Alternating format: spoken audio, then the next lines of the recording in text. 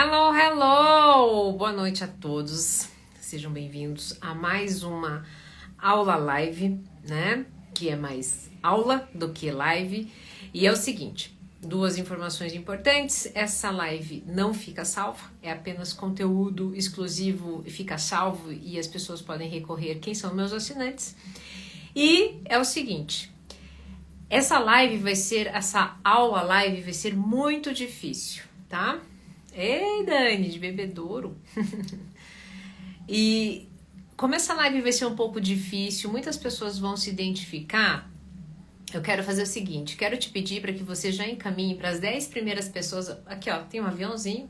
Você faz o seguinte, as 10 primeiras pessoas ali que você mais conversa, que você sente que está passando por dificuldades no relacionamento, já encaminha para ela. Quem sabe ela possa se identificar ou identificar uma das suas parcerias, dos seus relacionamentos e possa vir contribuir com a vida dela, tá bom? Bom, então vamos lá, é o seguinte. Olha, pessoal de Suíça aqui, viu? Estamos internacionais.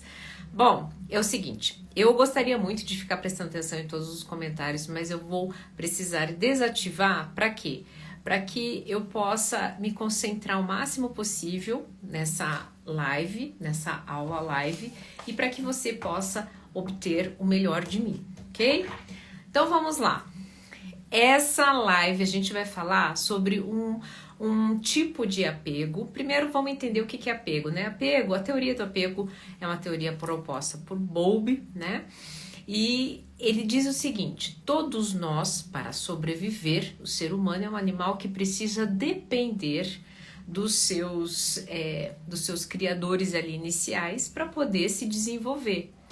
E a forma como ele se relaciona nos seus primórdios, né, no seu primeiro contato com o mundo, vão ser determinantes, não, vão ser primordiais, vão ser de extrema importância para o seu desenvolvimento, por algumas características, né? Quais são elas? Primeira, modelagem comportamental. Segundo, né, como que ele vai traçar dentro dessa modelagem comportamental estratégias não só de sobrevivência, mas também estratégias de relacionamento interpessoal e também a característica de como que ele vai ter uma noção, uma autoconsciência de si nesse mundo, ok? Então, dentro dessa teoria existem maneiras com a qual eu vou aprender a me relacionar, vou aprender aí a gente vai falar inclusive de maneira de amar. Por quê? Porque alguém precisou me amar, se apegar a mim, cuidar de mim, para daí estabelecer uma relação íntima e dentro desse cuidado eu me desenvolver.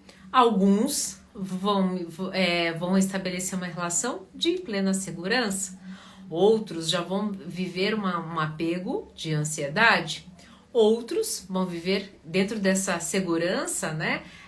A pessoa tá ali, tá tranquila, ou a criança, né, foi desejada, mesmo que ela não tenha sido, as pessoas que estão ali envolvidas estão disponíveis para aquela criança, né? Também soube dar limite, também aprendeu a escutar, aprendeu e ensinou a se posicionar e a se perceber do mundo. Já o apego ansioso faz o quê? A pessoa até às vezes queria aquela criança liberta, queria aquela gestação, queria aquele nascimento. Porém, como tem uma própria autopercepção distorcida, desorganizada, inclusive muitos autores chamam do apego ansioso como apego desorganizado, nessa minha desorganização eu amo, mas na minha ansiedade, no meu anseio, na minha desorganização, eu projeto, né, essa forma de amar e essa criança vai se desenvolver e se apegar, se relacionar dessa mesma forma, de uma forma desorganizada, ansiosa, né, de uma forma, inclusive, que ela não tem a noção de si está praticamente projetada no outro. E tem o evitativo, né, que para muitos aí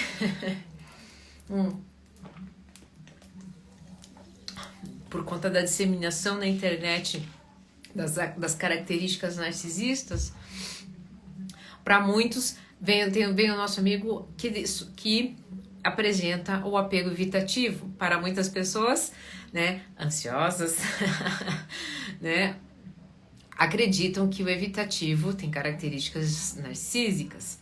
E não é bem assim. O evitativo, em primeira mão, ele tem o quê? Estratégias de desativação de intimidade. Por que ele faz isso? Porque a intimidade é algo que às vezes chega a gerar dor. Que a intimidade em algumas relações faz com que ele se sinta muito oprimido. E como o sistema muitas vezes inconsciente de fuga, ele se afasta. O que é o oposto do ansioso desorganizado, que tem estratégias de ativação para praticamente viver dentro da pessoa, né? Muitas vezes de um evitativo. Enquanto o ansioso tem estratégias de ativação, o evitativo tem desativação e o seguro, ele estabelece que a relação é uma relação livre. Eu não tenho este apego em nível polarizado, né? Seja de nível patológico, no nível polarizado para mais quanto para menos. E hoje nós vamos falar sobre quem? Nosso amigo ambivalente. E como é que é o ambivalente? Primeira palavra, né? Antes da gente entrar no ambivalente, queria dizer para vocês que é o seguinte. Nós vamos dividir essa aula em 3 momentos, né? Eu sempre faço isso. Então, no primeiro momento, como que é o ambivalente, da onde surgiu esse comportamento, né? Quais são as características da infância do ambivalente, e lembrando que eu trago aqui as características, as similaridades, né, mais comuns, mas não significa que isso seja regra, isso sempre é importante pontuar. Num segundo momento, eu vou trazer para vocês as características, né, comportamentais de uma pessoa ambivalente. Dentro de cada característica, né, como que ela se comporta, principalmente em relacionamentos íntimos, ok? E no último momento, aliás, neste segundo momento ainda, eu vou te trazer quais são os transtornos psicológicos, e aqui é uma parte muito importante, com as quais as pessoas que passaram, que a maior parte do tempo vivendo em apego ambivalente, são mais vulneráveis, propícias a desenvolverem, né? Tava lá quietinho, mas por conta desses acontecimentos, a desenvolverem alguns transtornos. Eu vou trazê-los aqui nesse segundo momento da live. E por fim, óbvio, né? Como que eu posso melhorar? Assisti a aula, me identifiquei, ou então identifiquei o meu parceiro, como que eu posso contribuir, tá bom? Então eu espero que você fique até o final, porque lembrando, essa aula live não fica salva. Pega já papel e caneta, eu espero, para que você anote os pontos mais importantes e principais que você se identifica. Principalmente na parte ali, quando eu apresentar, né, quais são os transtornos pelos quais essa forma de apego afetivo vai acabar mais propício, né? Ela deixa o ambiente mais vulnerável para, ok? Então vamos lá. Expliquei para vocês como que é cada tipo de apego. Agora, desde o seguro, o ansioso ou desorganizado, o evitativo, e agora nós vamos para o ambivalente. O ambivalente, você vai colocar aí na sua anotação, ou uma forma de você se organizar no tempo e espaço, é o seguinte, é aquele que vai ter um misto, tanto do ansioso desorganizado quanto do evitativo. Ou seja, ele num primeiro momento tem estratégias de ativação da relação, só que dentro dele ainda uma resistência, uma coisa esquisita. É como se ele traz as estratégias de ativação, mas não é exatamente daquele jeito que ele idealizou. E daí quando a pessoa volta nessa resistência, que gera raiva nela, sem perceber, inconscientemente, ela começa a punir, encontrando estratégias de desativação do relacionamento. Nossa, dona Ana, que confuso! Me explica de novo? De uma forma bem simplista, para que você nunca mais esqueça. Então, oscila entre amor e ódio? Oscila entre querer e punir. Então, eu tenho estratégias de ativação porque eu quero essa pessoa, eu quero esse relacionamento, eu quero essa circunstância, eu quero o objeto de desejo, mas dentro de mim existe uma incoerência, vocês já vão entender o que acontece internamente, algo tão esquisito dentro de mim que gera uma raiva, e daí eu vou punir quando a pessoa, o objeto, a circunstância estiver perto de mim. Eu tenho certeza, vocês não estão comentando aqui, mas tem um monte de gente já se identificando ou, né, dizendo, meu Deus do céu, agora eu entendo tal pessoa com a qual eu me relacionei. Bom, é o seguinte, agora eu vou trazer para vocês as questões, as características que essas pessoas, tá, dona Ana, eu entendi, mas o que aconteceu com essa pessoa na infância? Como é que foi, né, o relacionamento dela para ela se tornar, ficar desse jeito? Bom, isso não é regra, lembrando, isso não é regra, mas o que os estudos, né, o que os autores trazem? Que essas crianças, elas apresentavam, elas veem, né, o histórico familiar delas, diz o seguinte, que são crianças que tiveram, tá, a presença de duas feridas emocionais, tanto o abandono quanto a rejeição. E aqui a gente precisa deixar muito claro, definir, porque as pessoas não sabem o que é abandono e o que é rejeição.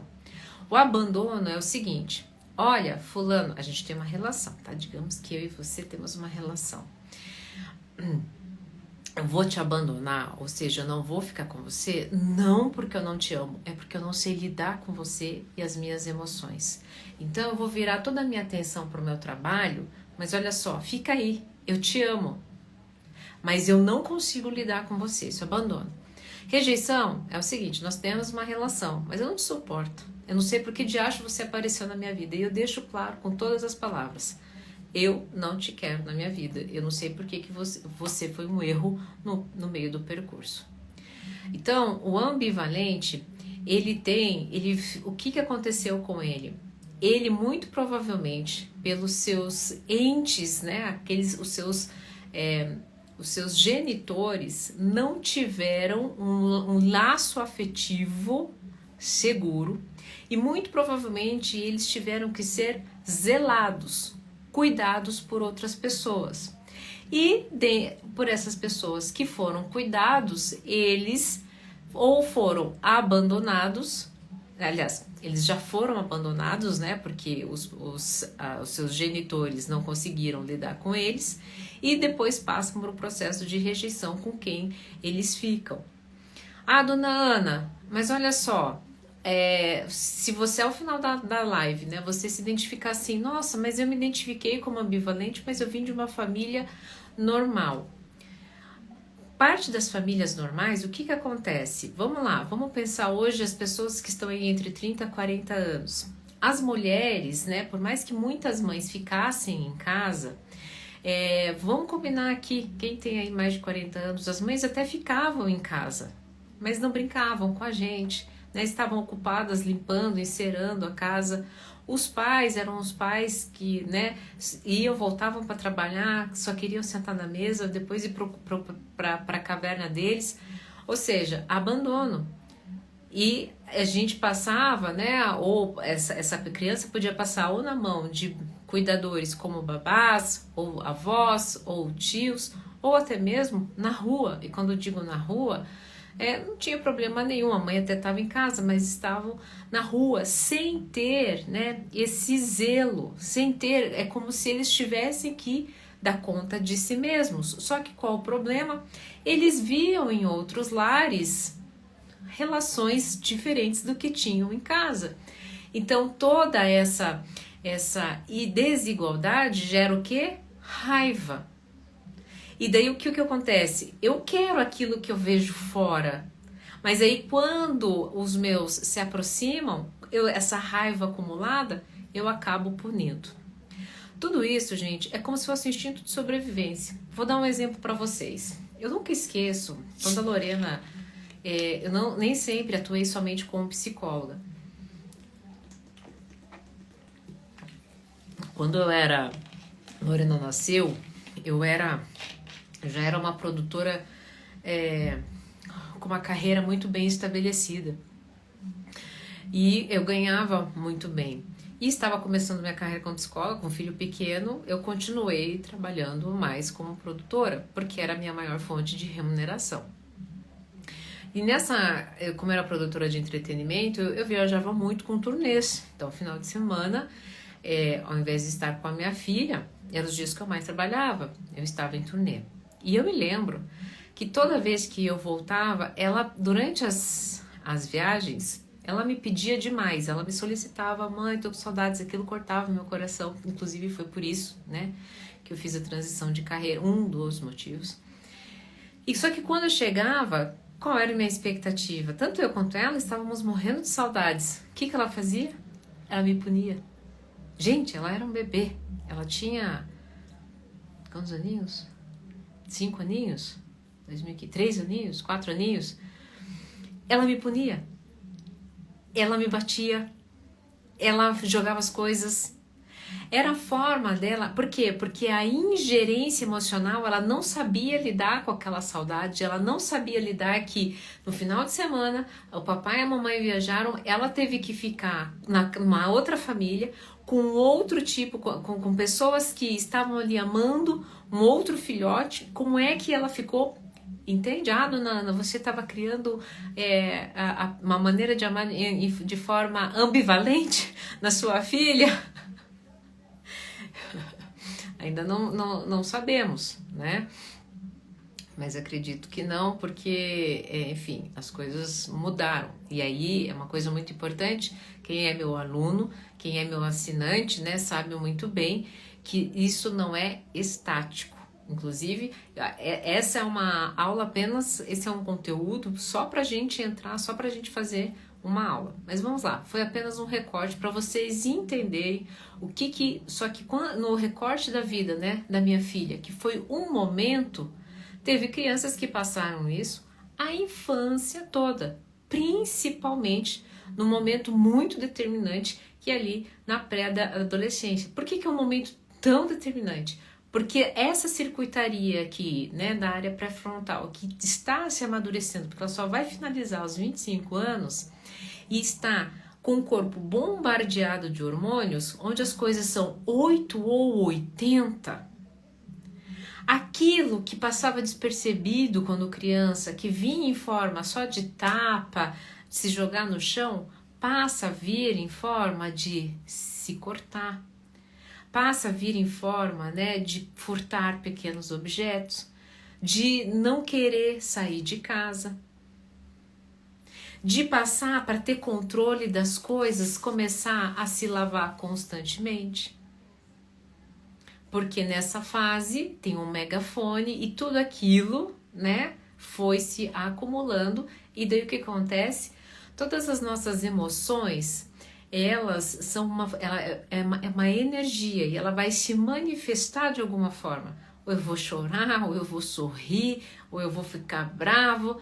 E quando eu não sei o que está acontecendo e vou apenas reprimindo, uma hora, quando por questões fisiológicas eu tenho uma bomba interna, elas vão explodir. Na ingerência, eu vou tentar lidar com isso de alguma forma.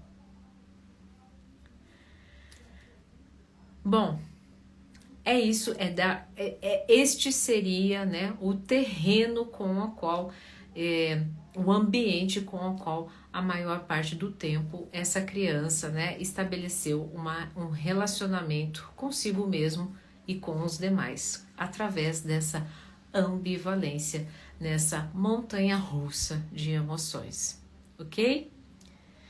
Quando mais adulto, a gente vai entrar agora para a segunda parte da nossa live, da nossa aula. Quais são, ok, eu entendi isso, dona Ana, inclusive estou meio até que me reconhecendo. Agora é o momento, inclusive, se você pegou papel e caneta, de você anotar quais são as características, né, que essa pessoa ela vai apresentar se ela continuar de forma mais dentro do seu repertório comportamental, a sua maneira de se relacionar mais presente quando é ambivalente, ela vai apresentar essas características aqui, tá? Primeira coisa, ela vai ter uma preocupação obsessiva, excessiva com a possibilidade do abandono. Ou seja, qualquer deslize, qualquer movimento atípico, essa pessoa já acha que vai ser abandonada. Inclusive, toda a sua movimentação de vida é para evitar este grande momento. É aquele tipo de pessoa que cerca a outra, quer todas as senhas, dá as suas senhas, inclusive porque ela vai pedir as senhas de volta, quer saber onde você está, onde você esteve, vai com você, quer ir com você em todos os seus eventos, abre mão, inclusive, até tem os seus eventos, né, particulares, mas não poupa esforços para ir no evento do outro. Para quê? Porque ela tem essa preocupação excessiva em ser abandonado, tá? Essa é a primeira característica.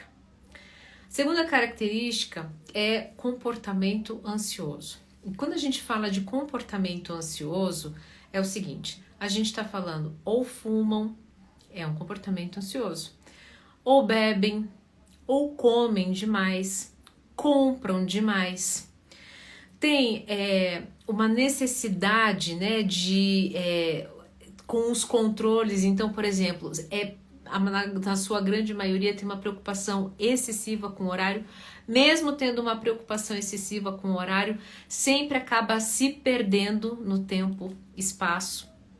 Tem uma dificuldade muito grande em esperar. Tem uma sensação que as respostas, né, que não acontecem logo no Instagram, no WhatsApp, já são motivo de uma grande fonte de preocupação, porque logo ela vai ser abandonada. Então, todos esses comportamentos ansiosos, a pessoa que vive o apego ambivalente apresenta. Aqui, uma galera vai se identificar, mas entendendo que no ambivalente isso é muito presente.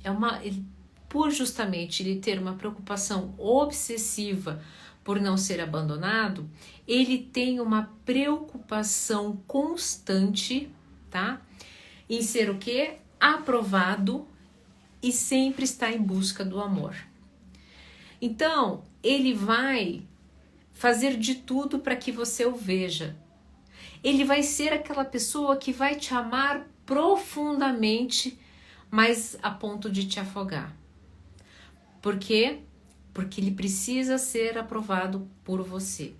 Aqui mora um grande perigo. Porque a pessoa que sofre com o apego, que vive o apego ambivalente, ela tem uma característica muito peculiar, que inclusive é do ansioso também. A forma de amar, ele é criado um ideal na cabeça deles. Lembra que eu falei que eles começam a comparar o apego que eles têm em casa com o apego que eles têm fora? Então, eles começam a criar na cabeça uma forma de amor. Bom, se essa forma de amor existisse, eu me sentiria mais seguro. E daí o que acontece? Quando na busca por amor e aprovação, esse ideal ele não consegue identificar, ele julga que o outro não está amando, ele julga que o outro não está aprovando, e ele vive numa sensação contínua de angústia, rejeição e abandono. Uma angústia até provocada pelo abandono e pela rejeição. Eu sei que você está atrás, uma galera está se identificando, né? Você que vai ver essa aula no momento que estiver gravada, eu sei que você está se identificando.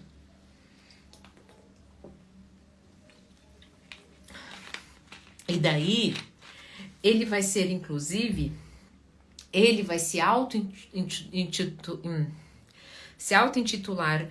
Ai, mas sabe o que é, dona Ana? Eu aprendi e hoje eu aceito que eu sou emocionado. Não, é carente.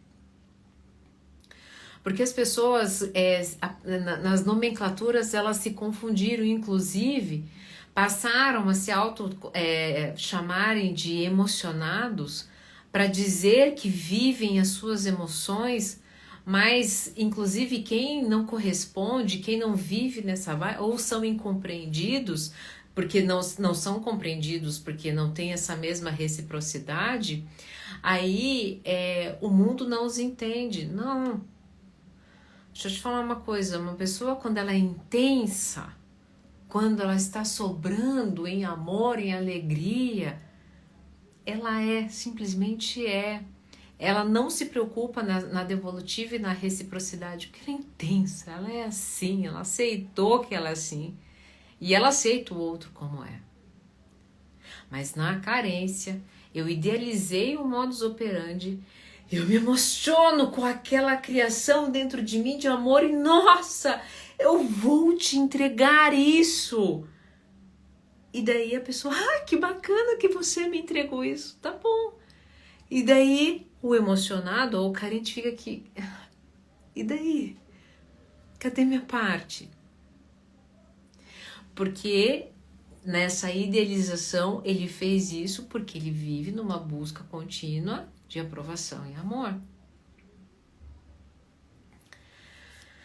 Bom, isso vai gerar o quê?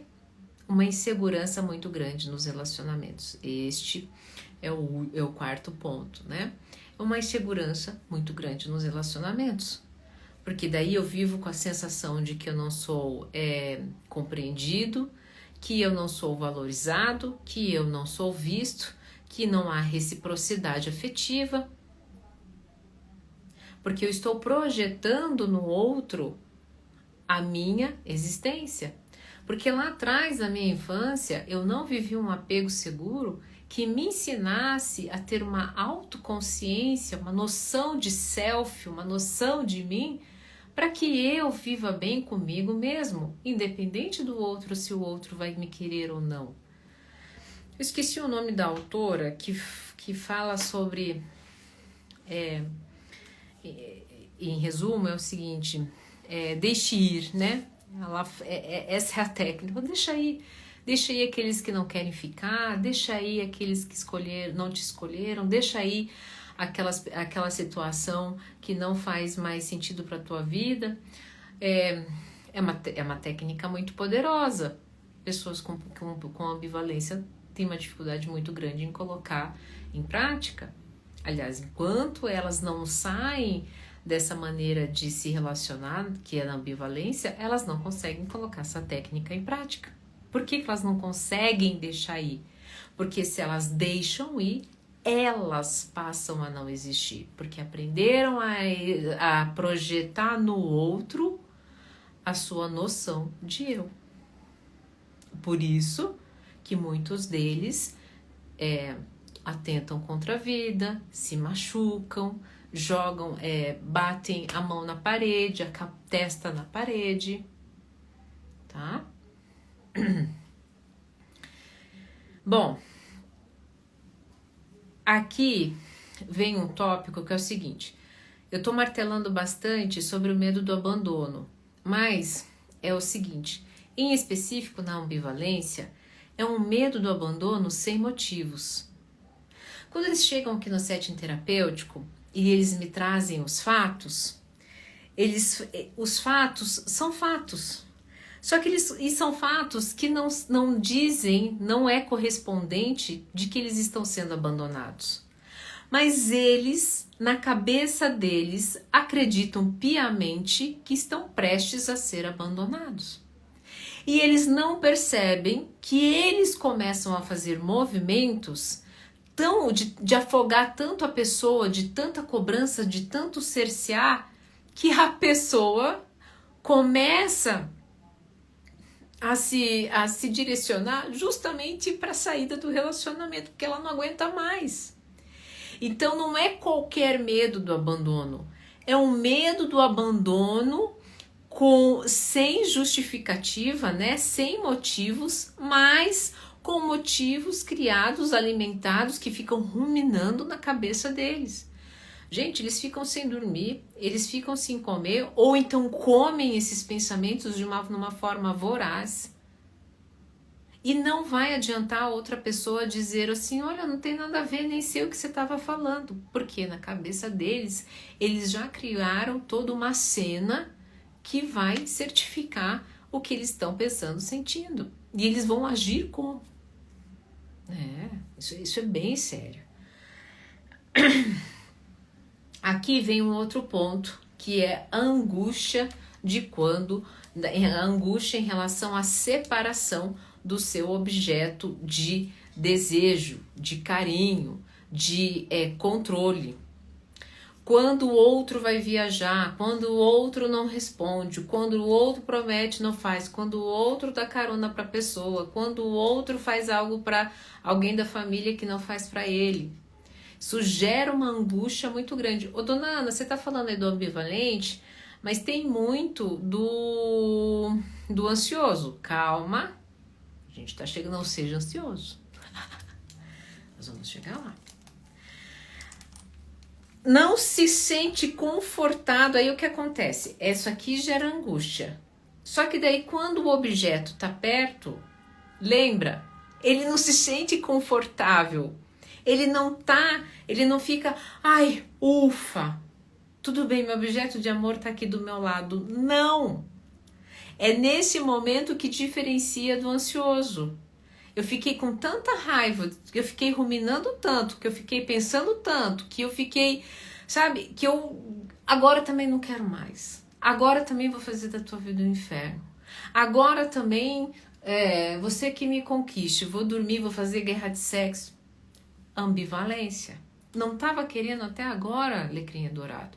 A hora que chega, a pessoa começa a punir. Você ficou tanto tempo longe assim, agora também não olho pra tua cara. Ou então você vai viajar? Bom, você que me ligue, porque eu não vou mandar uma mensagem. Essa é a diferença entre o ansioso e o ambivalente. O ansioso tem estratégia de ativação. E tudo que ele quer é nutrir e essa intimidade entrar aqui dentro dele. Já o ambivalente, ele quer isso até o momento que ele consegue, mas com conseguir não vai deixar ele tranquilo, muito pelo contrário, vai começar a gerar uma resistência dentro dele que ele vai querer punir o outro, tá? Essa live é bem importante, né? Demorei para fazer ela, coisas da live. Bom, é o seguinte, estamos caminhando aí da segunda partezinha ali pro final. Essa pessoa, eu apresento essas características, Dona Ana, meu parceiro apresenta essas características. Dona Ana, tô aqui até agora e eu me identifiquei, né, com essa infância aí, com essa maneira de se relacionar. E aí eu te digo o seguinte, as pessoas que apresentam essas características, as pessoas que viveram a infância, né, da forma como a maior parte do tempo, não só da infância, mas boa parte ali da pré-adolescência, da adolescência e até seus 25 anos, são mais vulneráveis, prestem bem atenção, isso não é regra, são mais vulneráveis a desenvolver alguns transtornos que eu vou citar aqui para vocês. Lembrando que são transtornos, tá? Que a epigenética está aí para dizer para a gente que a epigenética é o quê? É o estudo da genética que diz o seguinte, não significa que eu tenho os genes, que eu herdei genes, que eu necessariamente vou desenvolver as características deles. Por exemplo, eu tenho todos os genes da obesidade, todos, e para compulsão alimentar também. Não significa que eu sou obesa, porque eu silencio eles com os meus comportamentos, pensamentos, sentimentos. Agora, o que acontece? Eu também posso ativar meu gene da obesidade se eu passar a maior parte do meu tempo nessa gangorra emocional. E daí o que acontece? Eu posso ativar o gene da compulsão alimentar, começar a comer como uma doida, e os genes que estavam quietinhos da obesidade virem com tudo. Então, eu te expliquei isso para te dizer o seguinte, que ter vindo dessa infância deixou as pessoas mais vulneráveis aos transtornos que eu vou citar agora. Mas não significa que se você não apresentou esses transtornos, não significa que você vai apresentar agora. Você pode continuar silenciando no finalzinho. Eu vou trazer para você estratégias para silenciar isso e até que você viva bem com isso. Que você, inclusive, mude a sua maneira de amar e de se relacionar. Porque, inclusive, você não me perguntou, mas essa talvez seja uma pergunta que já está ecoando aí dentro de você, dona Ana. Me reconheci como ambivalente. Eu sofro com isso. Como que eu faço para sair dessa circunstância? Tem como? Tem como. Tem como você sair dessa prisão, porque só quem vive essa maneira de se relacionar sabe o quanto isso é uma prisão. Então, sim, existe a possibilidade de você, sim, passar para o evitativo, sim, passar para o seguro, sim, nossa, com certeza. Para o ansioso só, sim, tá bom? Então, se acalme, fique aí comigo até o final, tá quase acabando. Então, vamos lá.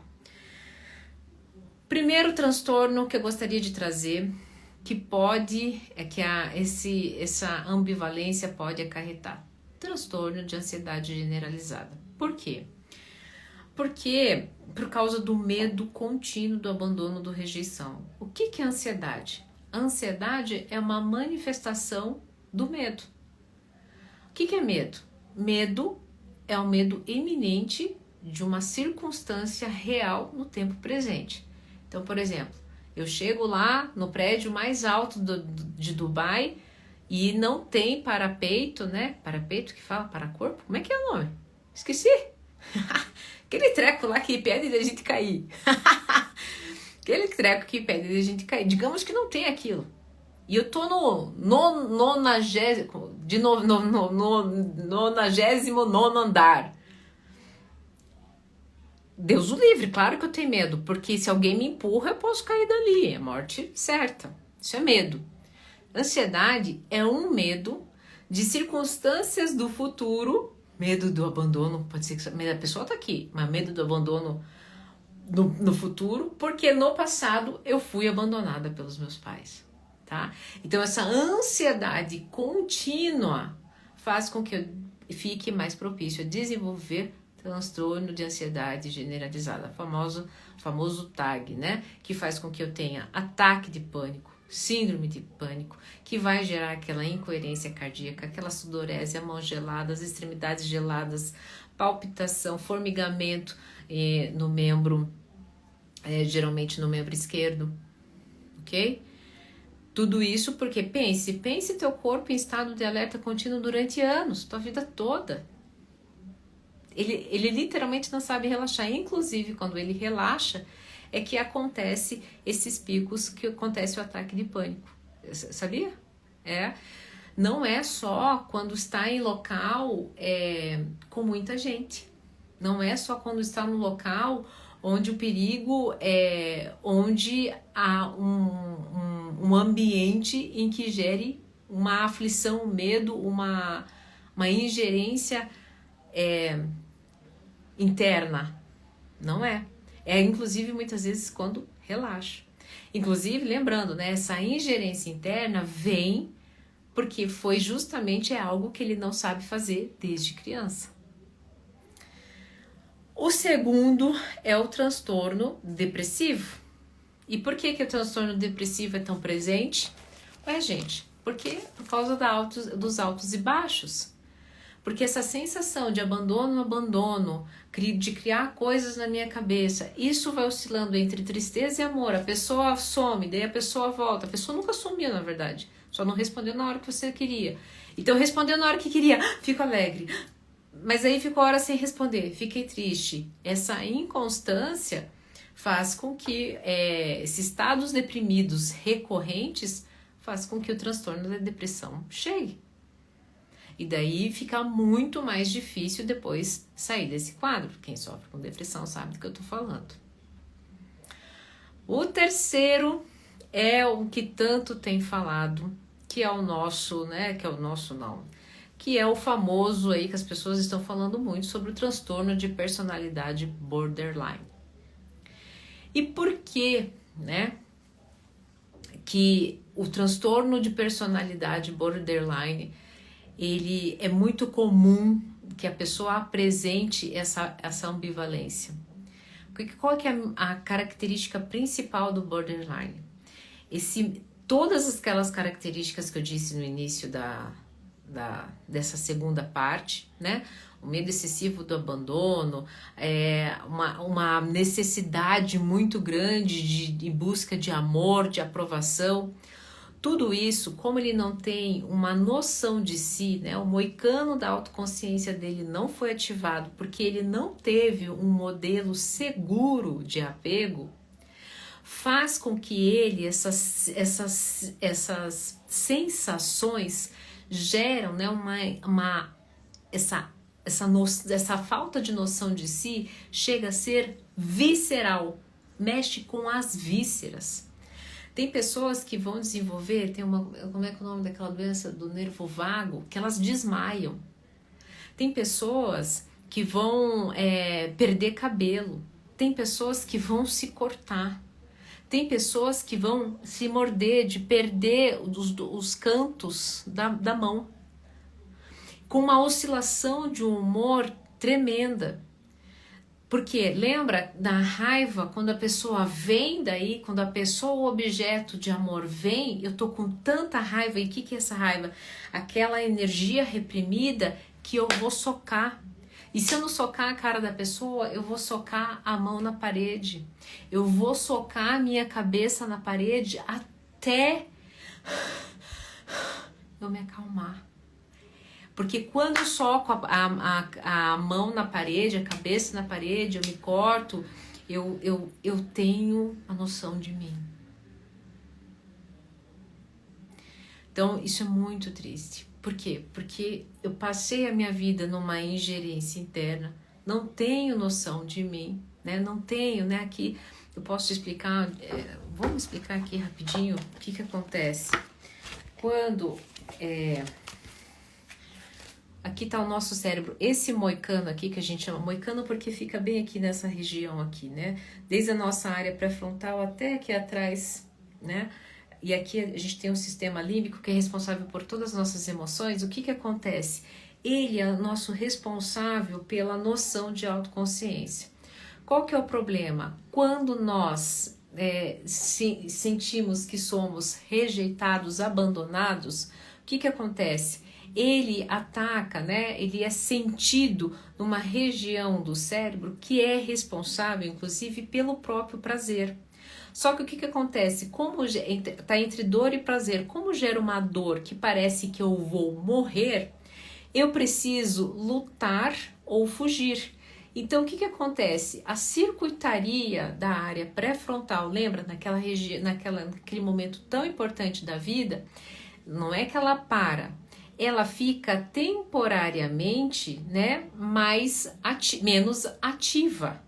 E por quê? Porque eu preciso de atividade nos meus centros de defesa, de sobrevivência. Então eu preciso que o meu coração acelere, eu preciso que as minhas vísceras estejam protegidas, eu preciso que toda a circulação, que meu coração bombeie sangue para as minhas extremidades, para que eu possa ou lutar ou fugir.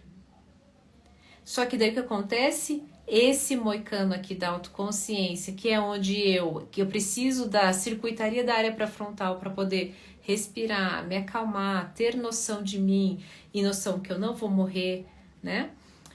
Quando eu sou muito jovem, eu não tenho isso. Então é como se essa circuitaria aqui fosse para a vida adulta com defeito.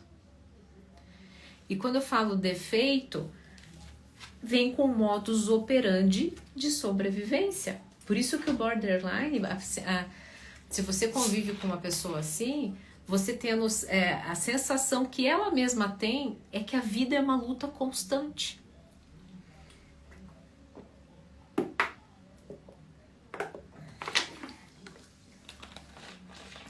Então, o que acontece? Essa dificuldade, essa intensidade, né, nas relações e essa dificuldade de autorregulação emocional se sobrepõe ao transtorno.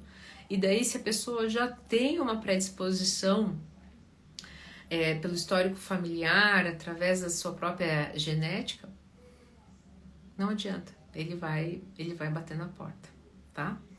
Dona Ana, tem cura? Transtorno de personalidade, não. Por quê? Porque essa foi a persona, lembra? Essa autoconsciência dela fez com que ela entendesse que ela funciona assim. O que vai acontecer, eu vou trazer agora, a gente tá, um pouquinho já está entrando nessa parte, recursos que faz com que ela administre bem esse estado. Ok? Outro transtorno, os 2 últimos transtornos, o toque, né? Nosso amigo transtorno obsessivo compulsivo. Por quê? Porque no toque, lembra que eu falei lá, que precisa ter ele idealiza uma forma de amar, e daí o que acontece? Nessa idealização, ele começa, e ele não tem, mas ele passa a perceber que se ele fizer alguns movimentos, ele tem. Então ele começa a ficar muito obcecado por aquilo que ele tem controle. Então se ele tem controle por organizar todas as estantes, e isso faz sentir bem, já que ele não consegue o amor ideal, então ele vai ficar nessa obsessão. Então o transtorno obsessivo compulsivo também pode ser aí acionado, né? A pessoa pode estar mais vulnerável para ativar esse transtorno. E o último, que é o que a maioria das pessoas apresentam e nem sabe, que é o TEPT. O que é o TEPT? É uma sigla para transtorno de estresse pós-traumático. Você pode não saber, mas agora depois dessa aula você sabe. Mas traumas que aconteceram na sua vida, na sua infância, caminham com você de forma silenciosa até hoje. Até hoje, o seu comportamento nervosinho. Nossa, como essa pessoa é nervosinha. Nossa, como essa pessoa é irritadinha. Nossa senhora, não fala nada pro fulano, que fulano é estouradinho. Você pode ser, na verdade, um grande traumatizado, que viveu a vida toda em estado de alerta e nunca soube, né, silenciar esses aspectos do trauma. Então você vive em constante sinais do transtorno do estresse pós-traumático. Certo? Porque vocês sabem muito bem, inclusive, que abandono e rejeição é extremamente traumático. Ok? Bom, estamos caminhando para o final e é o seguinte, Dona Ana, pergunta de milhões. Essa live não foi fácil para mim, eu me identifiquei, ou seja, em algum transtorno, ou pela infância, ou as características da ambivalência. O que eu faço, Dona Ana? Bom, é o seguinte, hoje eu perguntei para um consultorando, me diga o que é cura.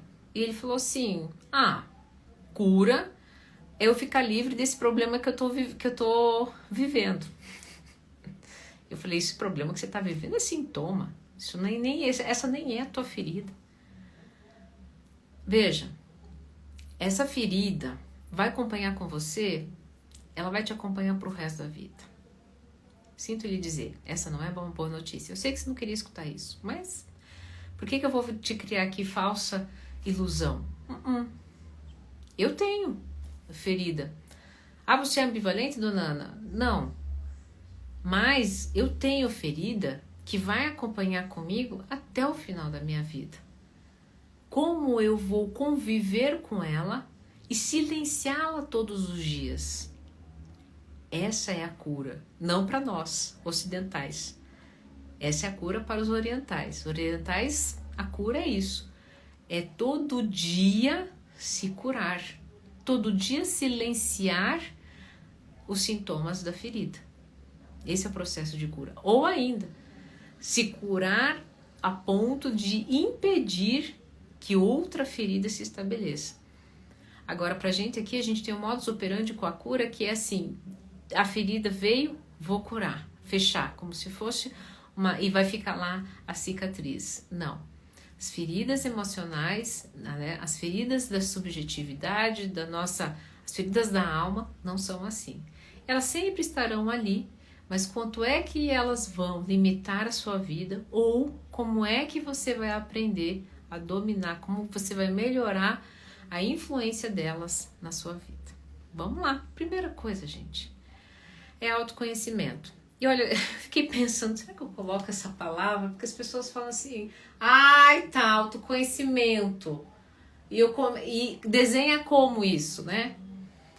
Sabe, gente, autoconhecimento é aceitar. Começa com essa palavra. Sabe, eu recebi o diagnóstico de uma doença que não tem cura recentemente. E olha que eu recebi a primeira vez esse diagnóstico há 1 ano atrás. E eu fiz de tudo, né? Fui atrás e fazia isso e fazia aquilo. Até que teve uma hora e que como as coisas, né, continuavam a mesma coisa, falei, quer saber? Vamos lá fazer de novo o exame e é isso, e deu. E eu tive que aceitar o diagnóstico. Mas depois que eu aceitei, melhorou muito. Melhorou demais a minha vida.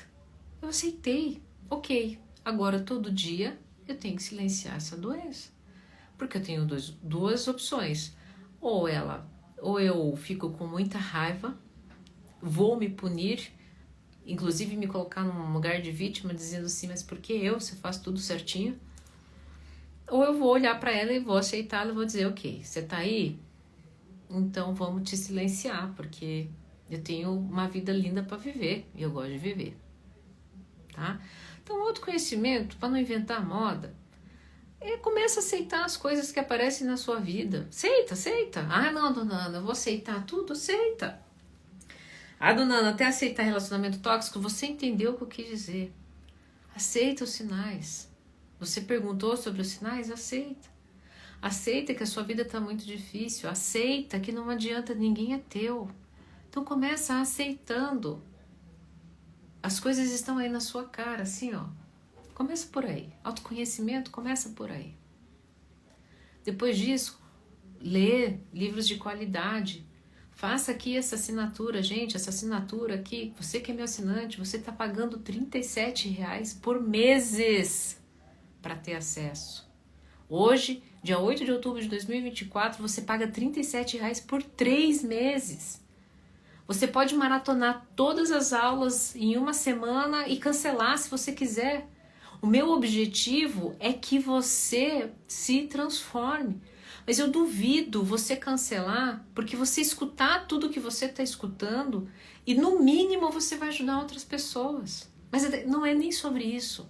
Autoconhecimento é se movimentar para aceitar cada coisa que está aparecendo na sua vida e falar assim, ok, o que de melhor de mim eu posso dar diante disso que eu descobri. Isso é autoconhecimento. Comunicação. Aqui, comunicação é o seguinte, tá? Começa a dizer o que você sente. Começa a fazer o exercício de dizer como você sente e não acusar. Porque o ambivalente, tudo é a culpa das pessoas que não veem, que as pessoas que não amam, que as pessoas que o ignoram, que as pessoas... Começa a fazer o exercício de eu sinto que você está distante. Eu sinto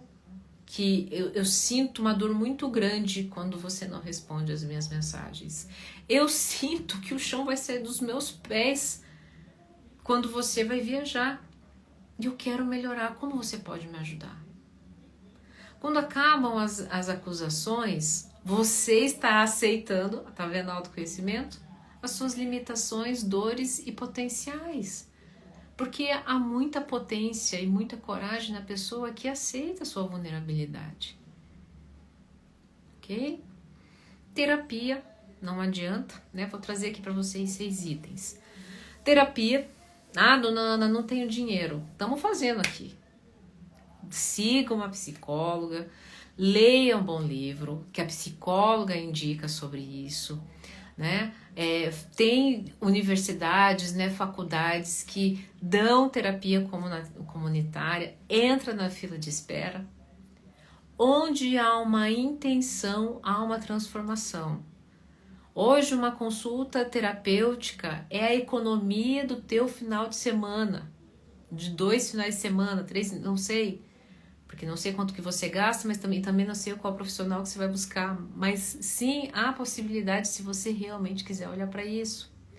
Tem pessoas que vêm aqui comigo que eu não tenho mais agenda, mas tinham pessoas que vinham aqui com dinheirinho contado, faziam uma consulta por ano, anotavam tudo e voltavam com o resultado, mandavam aqui para mim no Instagram. Quer saber, dona Ana? Aconteceu isso. Uma consulta.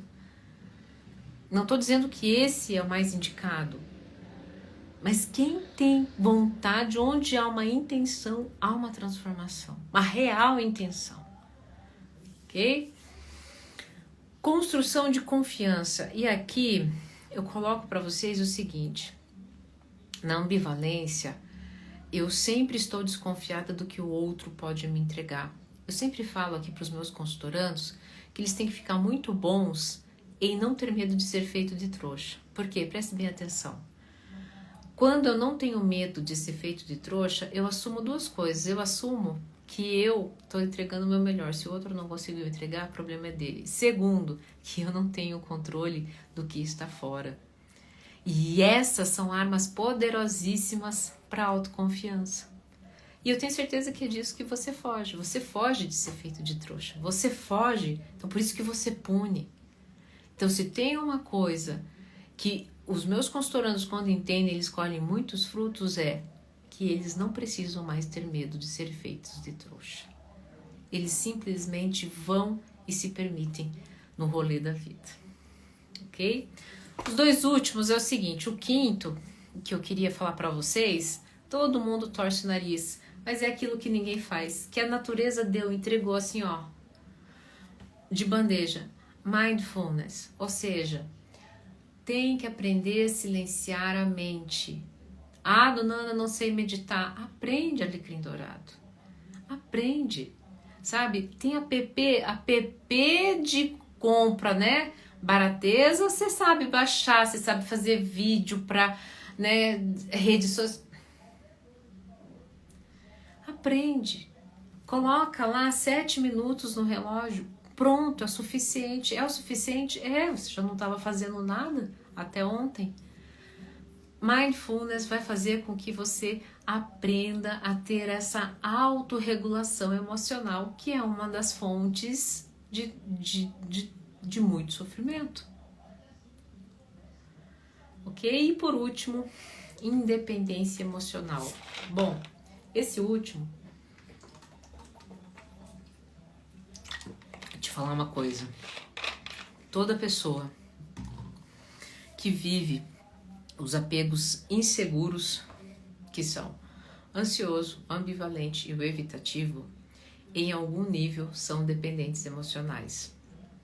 Aliás, principalmente ansioso e ambivalente. O evitativo, ele até pode ser dependente emocional, mas muito mais das condições que o fazem ficar bem na sua solidão. Por exemplo, dependente emocional do trabalho, tá?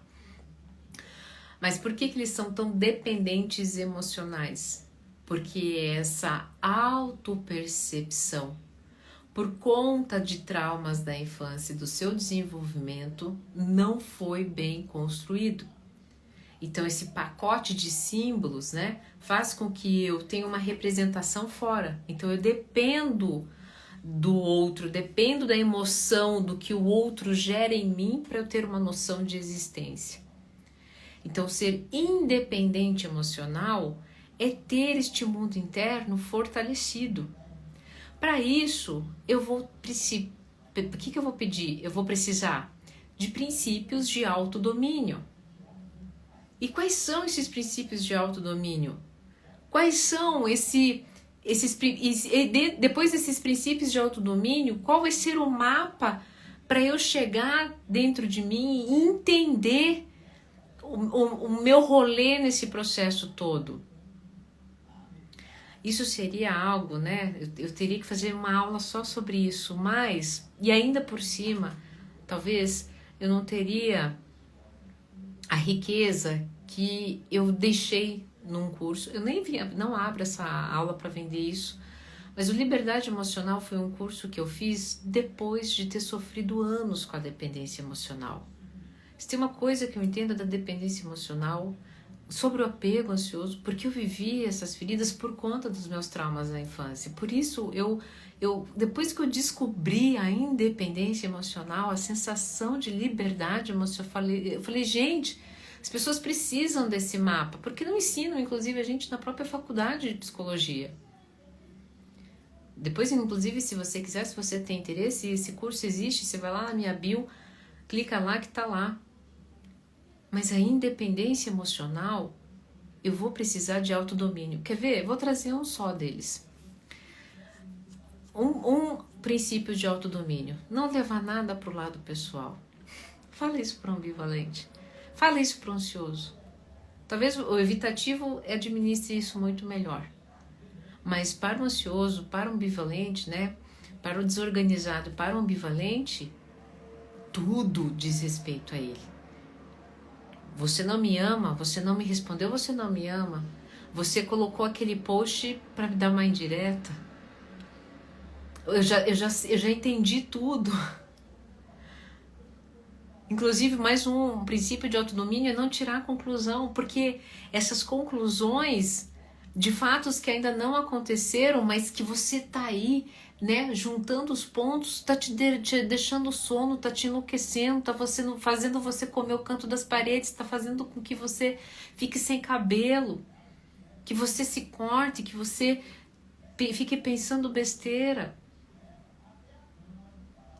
Então, quando eu tenho esses princípios de autodomínio, não, calma aí, eu não vou tirar a conclusão, vou aqui, vou fazer minha respiração, vou confiar no processo, numa dessa, né, vou ver algum vídeo.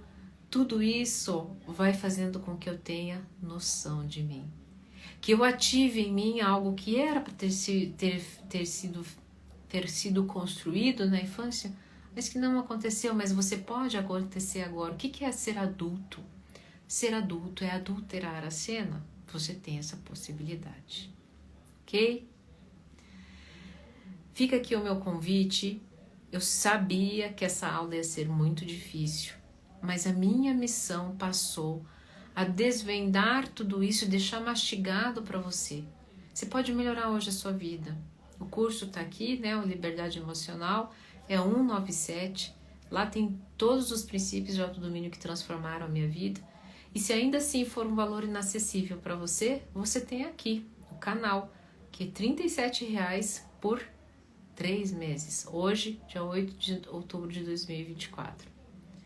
E ainda, você tem todos os meus vídeos que eu entrego de graça, pílulas diárias, que lá estão princípios de autodomínio, ali ó, subliminares, para que vá entrando, para que seja absorvido por você, ok? Foi uma aula difícil, mas eu fiz com amor e agora eu vou abrir para perguntas, né? Alguns minutinhos. Mande na caixinha. Vou começar a ler agora os comentários, vou ativar os comentários, porque senão essa aula fica muito longa, ok? Primeiro, fez sentido para vocês? Manda para mim coraçãozinho ou responde aqui para eu saber, né? Se fez sentido, se vocês entenderam o conteúdo. Aproveita que eu tô aqui online para mandar a sua pergunta, manda para mim na caixinha que é mais fácil. Que bom que vocês gostaram.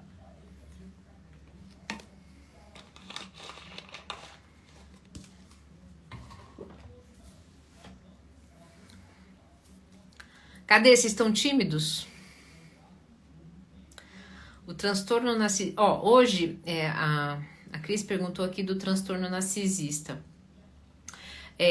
Eu vou ficar com as perguntas em relação a apego, tá? Um dia a gente pode fazer uma aula live só sobre isso, tá bom? Qual o nome do app para meditação? Você sabe, Eliane, que se você procurar no YouTube, tem, tá? Meditações, pode colocar ali meditação para diminuir a ansiedade. O que vale é a intenção, o que vale é você se posicionar em silêncio e ficar ali em silêncio, tá? Mas tem no próprio Spotify, tem esse Calme, tem no próprio, dentro do Android ou aqui do iPhone aqui, né? Eles têm, ai meu Deus, dentro deles mesmo, né? Aplicativos de mindfulness. Então, assim, procura ali o que dá, 7 minutinhos, 5 minutinhos, hertz também, para que você fique em silêncio. Isso já vai ser mais que suficiente, né? Como desenvolver o apego seguro solteira? É o melhor momento para se desenvolver estratégias de modelagem quando a gente está solteiro.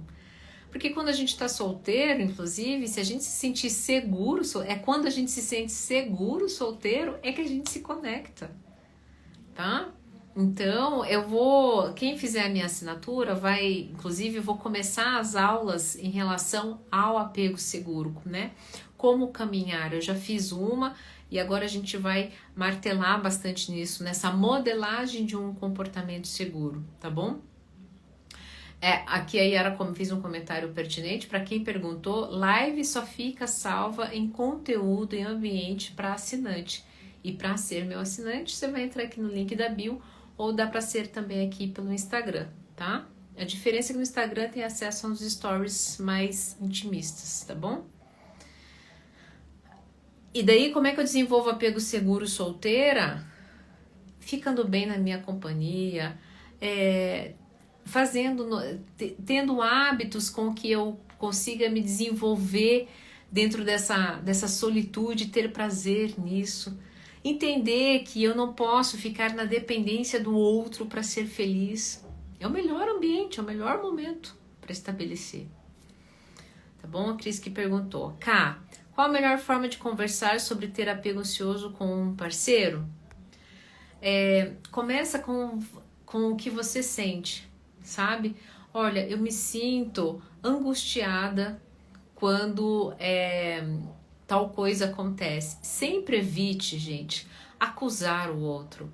Sempre evite usar o advérbio mais, né?